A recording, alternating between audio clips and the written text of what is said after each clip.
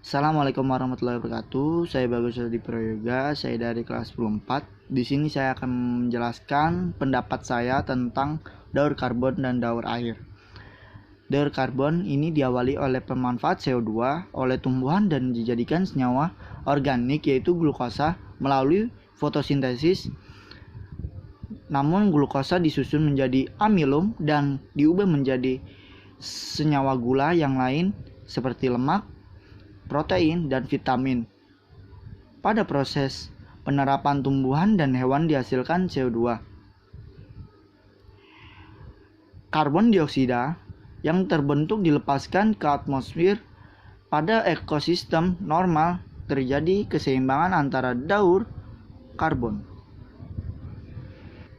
Dan yang saya dapatkan tentang daur air atau siklus hidrologi merupakan tahapan yang dialami oleh air awalnya berada di bumi lalu menuju atmosfer dan berakhir kembali jatuh ke bumi.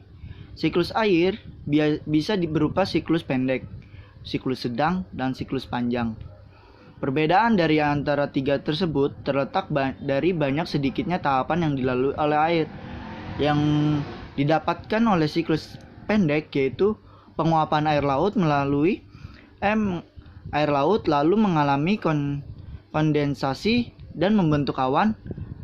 Sedangkan yang sedang itu air laut mengalami penguapan lalu terjadi kondensasi uap air lalu dibawa angin ke daratan dan berbentuk awan. Di sana kandungan air dalam awan lalu turun menjadi hujan di daratan, air menuju sungai atau danau kemudian lalu kembali ke laut.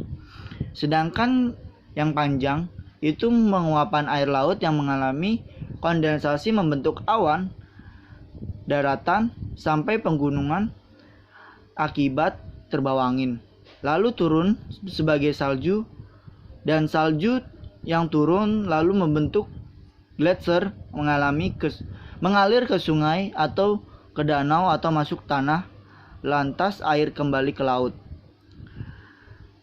Siklus daur air terdiri dari evaporasi, kondensasi, precipitasi, infiltrasi, dan runoff.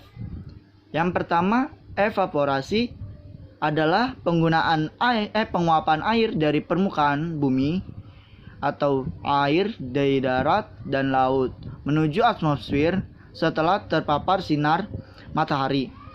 Sedangkan kondensasi merupakan proses pendinginan dari uap air yang menuju atmosfer. Dalam kondensasi, uap air berubah wujud menjadi embun, titik air, salju, hingga es. Yang ketiga, precipitasi adalah proses terjadinya hujan akibat makin beratnya titik air, salju, dan es yang ada di awan. Precipitasi dapat berwujud hujan air, hujan es, dan hujan salju. Yang keempat ada infiltrasi yang merupakan proses masuknya air permukaan bumi menuju lapisan batuan dalam. Air diserap pori-pori tanah secara infiltrasi. Saat mencapai lapisan kedapan, air mengumpul dan menjadi air bawah tanah. Yang terakhir ada runoff, yaitu tahapan yang keluar air bawah tanah atau air permukaan yang kembali mengalir menuju laut sebagai tempat tujuan akhir aliran. Setelah mencapai laut, air akan kembali mendapatkan siklus daur air pertama yakni evaporasi, dan begitu seterusnya mengikuti tahap yang ada. Sekian dan terima kasih. Wassalamualaikum warahmatullahi wabarakatuh.